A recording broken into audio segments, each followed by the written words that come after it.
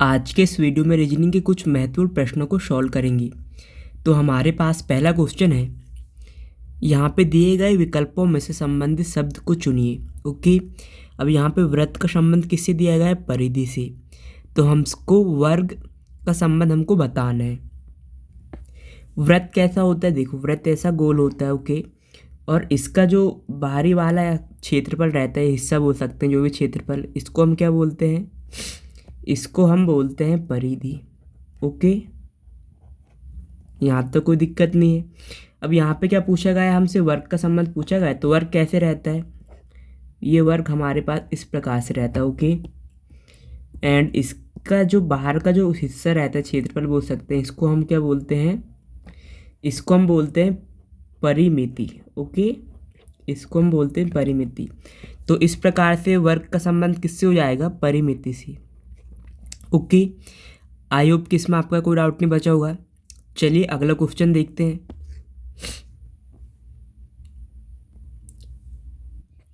अब इस क्वेश्चन में देखिए, ह्यूमन को कोड भाषा में NDMXHS है लिखा जाता है। ओके, तो बैंड की कोड भाषा क्या होगी, ये पूछा गया है। जैसे कि हमारे पास ये ह्यूमन है। ओके, इसको उसने क्या लिखा? NDMXH। ओके, अगर हम यहाँ पे ध्यान से देखें तो इसने किस प्रकार से लिखा है, यहाँ पे आप भी आपको समझ में आ जाएगा। जो पहला अक्षर है यहाँ पे, उसको इसने मतलब कि जो आखिरी वाला अक्षर, उसको उसने जैसे कि तैसे लिख दिया। ओके, फिर जो ए है, ए की जगह उसने डी को कैसे लिखा? बी और सी को छोड़ा और डी लिख दिया। ओके, यहाँ तक कोई दिक्कत नहीं। फिर ये एम है, जो एम को उसने जैसे कि तैसे लिखा। ओके, फिर यू के बाद उसने किसको छोड़ा? यू के बाद उसने किसको छोड़ा? VW, और उसके बाद उसने क्या लिखा? एक्स। ओके, यहाँ तक कोई दिक्कत नहीं है। एंड फिर एच को उसने जैसे कि तैसे लिखा। तो यहाँ पे आपको क्या समझ में आ रहा होगा? उसने पहले वाले शब्दों को उसने जैसे कि तैसे लिखा, एंड यहाँ पे ए को उसने BC मतलब 2 छोड़कर, ओके, उसकी अगली 2 संख्या को छोड़कर, जो भी वर्ड है उसको छोड़कर लिखा है। इसी प्रकार अगर हम यहाँ पे बैंड को देखें, ओके, बैंड को हम देखें तो इसने आखिरी से शुरू किया था ऐसे। ओके, एम से शुरू किया था, तो पहला अक्षर उसने जैसे कि तैसे लिखा था। हम भी यहाँ पे पहला अक्षर को हम जैसे कि तैसे लिख देंगे, पहला वर्ड को डी। अब यहाँ पे एन है ना, अब यहाँ पे 2 छोड़कर लिखे थे, एक के बाद हमने डी को, BC को, तो यहाँ पे भी एन के बाद हम जो भी आता है OP छोड़ देंगे, तो क्या मिलेगा हमको? यहाँ पे Q। ओके, फिर यहाँ पे ए को जैसे कि तैसे लिखेंगे। ओके, एंड बी को हम कैसे लिखेंगे? 2 छोड़कर, उसके बाद C और D को छोड़ेंगे, तो क्या मिल जाएगा हमको? E। ओके, ये हमारा आंसर हो जाएगा। आशा करता हूँ कि इसमें भी आपका कोई डाउट नहीं बचा होगा। हमने किस प्रकार से किया, यहाँ पे एक बार और बता दे रहा हूँ। यहाँ पे जैसे कि ह्यूमन को उसने NDMX कैसे लिखा, मैं बता रहा हूँ। एन को उसने सबसे पहले पीछे से शुरू किया, एन को जैसे कि तैसे लिखा। ओके, फिर ए को उसने डी कैसे लिखा? बी और सी को छोड़कर, 2 वर्ड छोड़कर। ओके, फिर एम को उसने जैसे कि तैसे लिखा, फिर यू को उसने 2 वर्ड छोड़कर लिखा। ओके, ये एक्स को। ओके, फिर एच को उसने जैसे कि तैसे लिखा। आई होप कि इसमें भी आपका कोई डाउट नहीं बचा होगा। चलिए अगला क्वेश्चन देखते हैं। अब इस क्वेश्चन में देखिए, ABCD 5 नदियाँ है। ओके, ए बी की अपेक्षा छोटी है परंतु ई से बड़ी है, सी सबसे बड़ी है, डी बी से कुछ छोटी है, ए से कुछ बड़ी हो, तो बताइए सबसे छोटी नदी कौन हो। ओके, चलिए इस प्रकार के क्वेश्चन को कैसे सॉल्व करते हैं देखते हैं। ओके, यहाँ पे आप क्वेश्चन में देखिए कैसे करना है। अब यहाँ क्वेश्चन पे आइए, जैसे ये क्या बोल रहा है? ए बी की अपेक्षा छोटी है। ओके, तो बड़ी वाले को हम ऊपर लिख देंगे और छोटी वाले को नीचे लिख देंगे, यहाँ तक कोई दिक्कत नहीं है।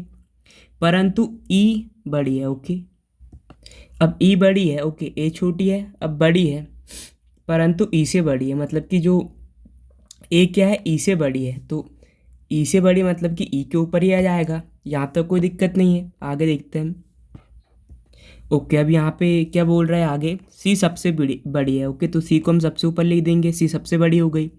यदि डी बी से छोटी हो, ओके, और ए से कुछ बड़ी हो, तो बताइए सबसे छोटी नदी कौन सी है?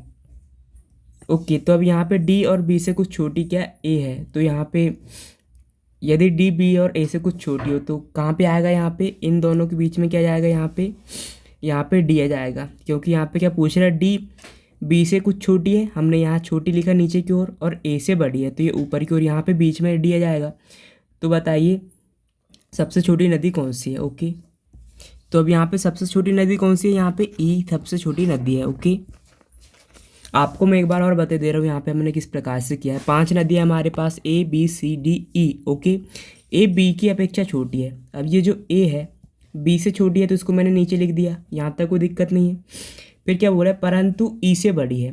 ओके, ए क्या ई से बड़ी है, तो ई को मैंने इसके छोटे लिख दिया, मतलब कि ई से ये बड़ी हो गई ए। ओके, यहाँ तक कोई दिक्कत नहीं है। अब क्या बोल रहे हैं, यदि डी बी से कुछ छोटी हो और ए से बड़ी हो। ओके, यहाँ तक कोई दिक्कत नहीं, या भी यहाँ ये छूट गया, ए सी सबसे बड़ी है, सबसे ऊपर इसको लिख दिया। डी बी से कुछ छोटी हो, बी से छोटी हो तो इसके नीचे ही आएगी यहाँ पे। ओके, और ए से बड़ी हो मतलब इन दोनों के बीच में आएगी। फिर सबसे छोटी नदी, सबसे छोटी नदी क्या है, ईच है सबसे नीचे। आशा करता हूँ कि इसमें भी आपका कोई डाउट नहीं बचा होगा। चलिए अगला क्वेश्चन देखते हैं। अब इस क्वेश्चन में देखिए, दिए गए विकल्पों में से लुप्त संख्या याद कीजिए।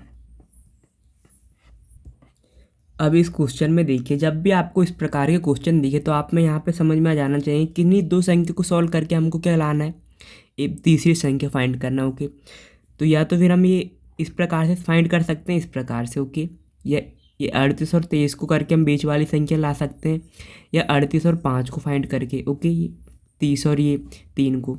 तो देखिए अब यहाँ पे हम कैसे करते हैं। अगर हम आखिरी की 2 संख्या को जोड़ दें तो कितना मिलेगा, यहाँ पे 61, और अपने मन से 1 घटा दें तो हमको कितना मिलेगा 60, और उसका हम आधा कर दें तो कितना मिलेगा हमको 30। अब 30 हमको मिल गई बीच वाली संख्या। इसी प्रकार से नीचे देखिए, आपस में पहली और आखिरी संख्या को जोड़ेंगे कितना मिलेगा 7, और उससे 1 हम घटा देंगे कितना मिलेगा 6। 6 का आधा हम करेंगे कितना 3, ये 3 हमको बीच वाली संख्या मिल गई। अब इसी प्रकार से हम ये पहली और आखिरी संख्या को जोड़ेंगे, कितना हो जाएगा यहाँ पे। ओके, यहाँ पे कितना हो जाएगा, हम इसको जोड़ेंगे तो यहाँ पे 25 हो जाएगा। उससे 1 घटा देंगे, 8 और 17 को जोड़ेंगे 25, 1 घटाएंगे 24, उसका आधा करेंगे कितना मिलेगा 12। ये हमारा आंसर हो जाएगा। तो यहाँ पे कितना मिल जाएगा हमको 12। आशा करता हूँ कि इसमें भी आपका कोई डाउट नहीं बचा होगा। चलिए अगला क्वेश्चन देखते हैं।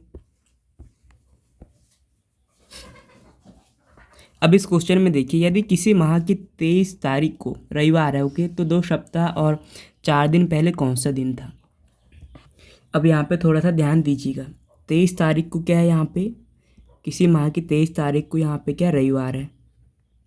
ओके, यहाँ तक कोई दिक्कत नहीं है। अगर हम आगे देखें तो यहाँ पे क्या 2 सप्ताह और 4 दिन पहले कौन सा दिन था पूछा था। 1 सप्ताह पहले भी कौन सा दिन रहेगा यहाँ पे, रविवार। ओके, 1 सप्ताह पहले जाए तो कितना दिन होगा, रविवार ही दिन मिलेगा। 2 सप्ताह पहले भी जाए तो हमको क्या रविवार ही मिलेगा। अब क्या बोल रहा है, 2 सप्ताह और 4 दिन पहले, तो यहाँ पे भी रविवार मिला, तो रविवार से हम 4 दिन पहले आ जाते हैं। ये इससे पहले क्या आ गए, शनिवार। ओके, इससे पहले कौन, शुक्रवार, फिर गुरुवार एंड फिर बुधवार। ओके, 4 दिन पहले ना, 4 3 2 1। ओके, यहाँ 2 सप्ताह 4 दिन पहले रविवार है। फिर यहाँ पे क्या होगा, 1 दिन पहले शनि, शुक्र एंड गुरु एंड क्या बुधवार आ जाएगा। तो 2 सप्ताह और 4 दिन पहले क्या होगा, बुधवार। आशा करता हूँ कि वीडियो आपको पसंद आया हो, और इसी तरह की वीडियो पाने के लिए वीडियो को लाइक करें, एंड अगर आप इस चैनल पर फर्स्ट टाइम आए हैं तो चैनल को सब्सक्राइब करना ना भूलें। Thank you so much for watching. मिलते हैं नेक्स्ट वीडियो में।